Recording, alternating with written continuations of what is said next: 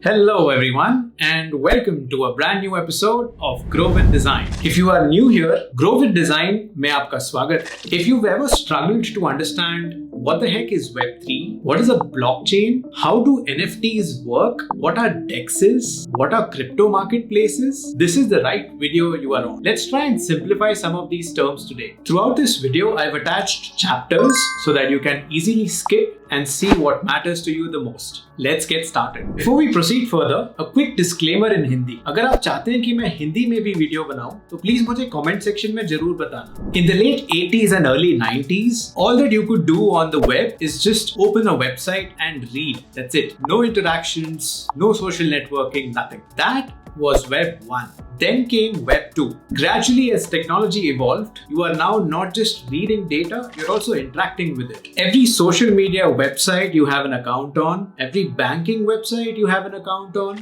every marketplace platform you have an account on are all examples of Web 2. But there is a problem here. You have partial control of your data. You have partial visibility of how your data is used. Your data is getting backed up on remote servers that you have no control of. In fact, you also need to put in a request to download your very own data. That is seriously a big problem. And this is exactly what Web3 is trying to solve. With Web3, you are in control of your information. Your data is not getting stored in a central location. Your data is not getting regulated by a central authority. You have complete transparency in the Web3 network. To learn more about Web3, check out the link in the description. So to sum it up, with Web 1, you couldn't interact with the information. With Web 2, it is now possible to interact with the information, but the problem is that the information is getting regulated, your data is getting stored in a centralized location, which you don't want, right? And that is exactly what Web 3 is trying to solve. But how does Web 3 work? What is your role in Web 3? How do you be a part of Web 3? What can you do in Web 3? Let's try and understand some basic building blocks of Web 3. Before we proceed, here's a quick shout out to today's channel sponsor. The purpose of an accessory is not just to overhaul your setup, but also to boost your productivity, be it at work or at home. And this is exactly where Magfloat fits in. Its Make in India products are timeless creation of art that will remain with you forever. This is the reason why so many people across India, as well as YouTubers, are raving about the product. Scan the barcode to order now.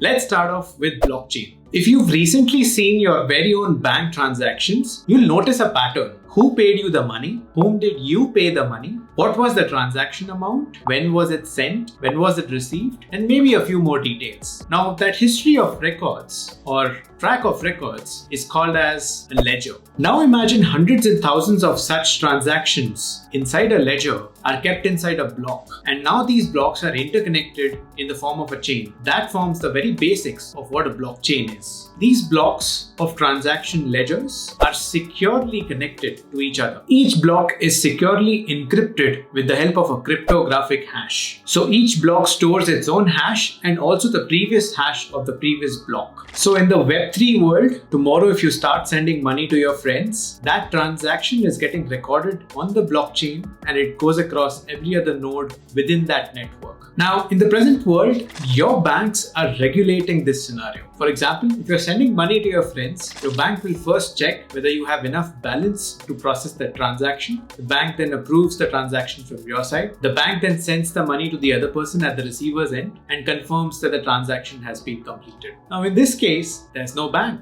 There's nobody regulating your money. So what happens in this case? Whenever you've studied blockchains, you've always come across a term called as smart contracts. What is the smart contract? You can always remember smart contracts as a simple if and else statement. For example, if the temperature rises above 50 degrees Celsius and the farmer's crops gets damaged, send farmer Ramesh $100. Now, if this condition is met, there is a smart contract that's already been executed automatically and the money gets credited in farmer Ramesh's account. In this case, there's no bank. There's no regulation, but the transaction gets processed. Now, who is checking what's happening in the real world? That happens with the help of oracles. The real world data is being fed into the blockchain with the help of oracles. For now, just imagine there's a software out there that sends real-world information to the blockchain, and that's how the blockchain becomes intelligent in understanding what smart contract to execute automatically and process the transaction. I've attached a link in this video which will help you create your very first Solidity smart contract. Please make sure to check it out. Now, coming back to the money sending example between you and your friend, since the bank in the Web3 space is not at all involved, who is checking this transaction? Whenever a transaction is made on the blockchain, there are a network of computers that validate whether the transaction is authentic or not.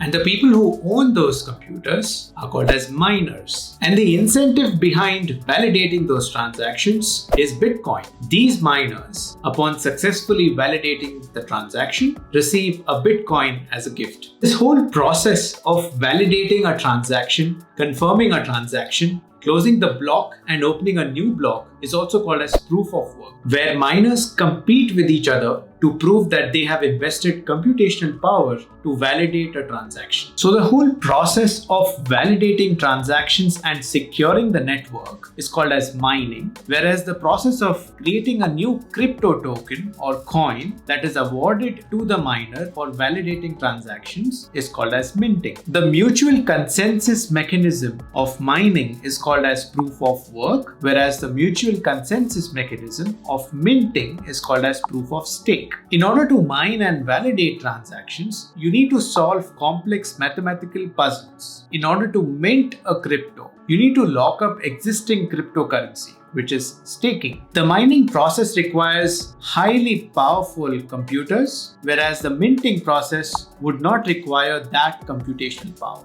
Mining is a continuously ongoing process. Minting, on the other hand, happens once to create that token or the coin. In short, mining is the process of securing the network by validating the transactions, whereas minting is the process of creating new assets like coins or tokens on the network. To learn more about blockchains, check out the link in the description. Okay, blockchain done, mining done, minting done, smart contracts done. What's next? Let's look at tokens. Imagine you bought a car from the showroom. The car registration that is under your name is the proof of your ownership of the car. In the similar sense, in the digital world, the proof of ownership is given with the help of tokens. If you own a token of a digital asset like picture, a reel, a video, you are the owner of that asset. Now imagine while buying your car, you also customize it, you personalize it as per your needs and preferences. Now that car cannot be easily replaced with a brand new car of the same spec out there. So that becomes a non-fungible asset, which basically means it is immutable. It cannot be exchanged. It cannot be replaced with anything else. Now, instead of the car, imagine a digital asset like a picture or a reel. In the digital space, we call it as a non-fungible token. It is immutable, cannot be exchanged, and it proves that you are the owner of that digital asset. Now, before we look at a typical customer journey of buying an NFT, let's try and understand, why do people buy NFT? To answer that question, let's answer another question. Why do people go to restaurants? Is it just the food? Do they go there to enjoy with their friends and family? Do they go there to take a break from work and unwind? Do they go there to host a birthday party? Do they go there to meet their future soulmates? Food just becomes a secondary reason to go to the restaurant. And that's exactly what is happening in the case of NFTs as well. Why do people buy NFTs? They wish to own a special and a very rare artwork. They wish to be a part of a community. They wish to use that digital asset as their avatars, or they're here for capital appreciation. They wish to use that NFT to trade and make money. You see, there are so many reasons to own an NFT. So how do you buy one? So an NFT buyer goes to a marketplace, researches well before making a conscious choice, selects an NFT, makes the purchase, and holds. Holds until the value of that NFT appreciates, and then sells it to make a fancy profit. That is a typical journey of an NFT buyer. But is it that easy as I explained it to be? Let's look at the whole ecosystem of how this works. Let's take a sample scenario. Imagine a foreigner wants to shop on Paytm in India. For this example, let's consider that Paytm only allows transactions through its Paytm wallet. You cannot directly transact through a bank account. So what that foreigner has to do is, number one, imagine that he has to convert his dollars to rupees and then store those rupees on the Paytm wallet and then try to use that Paytm wallet to shop something on the Paytm application and send that product to someone back in India. What happened in this scenario is the foreigner first interacted with a money exchange platform. He then stored the exchanged currency inside the application's wallet. He then used that wallet on the marketplace to shop something. Now imagine the Web3 world. In this case also, you have money exchanges, or in this case called as decentralized exchanges, also called as DEXs. In this case as well, you have wallets, let's call them crypto wallets. And in this case as well, you have marketplaces, let's call them crypto marketplaces. So you first use a decentralized exchange to convert your fiat currency into cryptocurrency. You then store that cryptocurrency inside a crypto wallet. You then use that wallet to make transactions on a marketplace. You will also see a lot of overlaps these days in the market. The same DEX can also be connected to your crypto wallet and can also be used on the same platform to shop with the help of its own marketplace. That marketplace can be an NFT marketplace, can be a decentralized finance marketplace, can be a game marketplace, can be a collectibles marketplace, or can be a metaverse market. To learn more about NFTs, check out the link in the description. The Web3 world is consistently evolving. I'm sure you will very soon see many more such marketplace categories, such wallet categories, and even such decentralized exchange categories. So the very next time you try to buy a cryptocurrency, you will be asked, where do you want it? On which blockchain network do you want it? Do you want it on Ethereum or do you want it on Bitcoin? Now, all things said and done, and I'm sure I've made you think that the Web3 world is all rosy, but there are a lot of underlying problems within the Web3 space. For starters, all of your transactions are transparently shared inside a distributed network of computers. Each blockchain differs from the other in terms of protocols, functioning, asset management, regulation, and information exchange. This makes it very difficult for one blockchain to talk to the other one. Now you might be wondering, why is this even needed? Let's understand this with the help of an example. Let us suppose you wish to visit a doctor. Your medical health records are stored in one blockchain. When you visit the medical facility, the hospitals record their diagnosis on another blockchain. The pharmacy that you visit store their inventory related information on completely another blockchain. Now in this scenario, you have one connected customer journey and three different blockchains. If they don't talk to each other, how could you imagine a seamless customer journey where you are assisted end to end? And that is a major problem that blockchains are facing today. The reason why I gave you this example is so that you as a designer or a product owner try to focus on deeper problems, unroot and solve for those deeper problems. I want you guys to zoom out and see the bigger picture. Try and understand the whole ecosystem impact. Product market fit is not just your destination. It is a continuous learning process. In this present AI world, differentiating between synthetic and real content will always be a continuous learning. Interoperable tech is very nascent in the blockchain environment. So if you are trying to create a design system around the blockchain, make sure you don't just focus on creating one, but also look at the governance around it. How do cross-functional teams make the best use of your design system? And how do they efficiently communicate with each other to create the best experiences out there? Speaking about deeper problems in the blockchain network, like interoperability of assets within different blockchains and liquidity on the blockchain, when you are able to connect data and other assets from different blockchains on the network, you're able to create more usable and more credible applications on the blockchain. Speaking about connecting data and different assets from different blockchain networks, I'd like you to look at Entangle.